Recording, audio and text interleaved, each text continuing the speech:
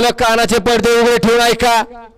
ज्या बैलगाडी मालकाला 34 मध्ये निकाल दिला त्यांनी स्टेजशी संपर्क साधायचा. आपल्या बैलावरती ऑब्जेक्शन आहे, डबल बैल पळला म्हणून. हा आपल्याला 2 मिनिटाचा अवधी आहे. 2 मिनिटात जर नाही आले तर या ठिकाणी आपली गाडी बाद करण्यात येईल. आणि सेकंड लास्ट 42 सुटला. 42 मध्ये सुंदर अशा गाड्या आणि सुंदर अशा गाड्यामध्ये सुंदर अशी लढत चालू आहे.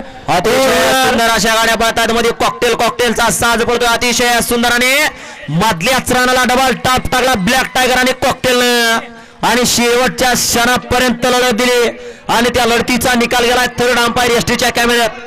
हे अलीकडे गाडी आली, मागच्या गाडीवर लक्ष राहू द्या. हे मागणं गाडी आली. 2 कॉकटेल मध्ये लढत झाली. अलीकडे होतं एक कॉकटेल आणि पलीकडे होतं कॉकटेल. कुठल्या कॉकटेलला बाजी मारली सर? जरा जपून सर, जरा जपून. कुठल्या कॉकटेलला बाजी मारली? निकाल गेला एसटीच्या कॅमेऱ्यामध्ये. सर या कॉकटेलला सर निकाल गाडा क्रमांक 42 चा निकाल आहे. तास क्रमांक 5 वरून धावली गाडी भैरवनाथ प्रसन्न बैलगाडा संघटना वडसिंग गणेश सेठ नेहरकर यांचा मौजा आणि झेंडा पंच बाळू मामा तनवरकर, अशोक मामा कुटनरकर यांचा चॉकलेट आणि मौजा या गाडीचा 1 नंबरला विजय बैलगाडी मालकाचं चालकाचा हार्दिक अभिनंदन. गाडी सीमीला पात्र. घ्या गाडी क्रमांक 43 लावून घ्यायचा आहे.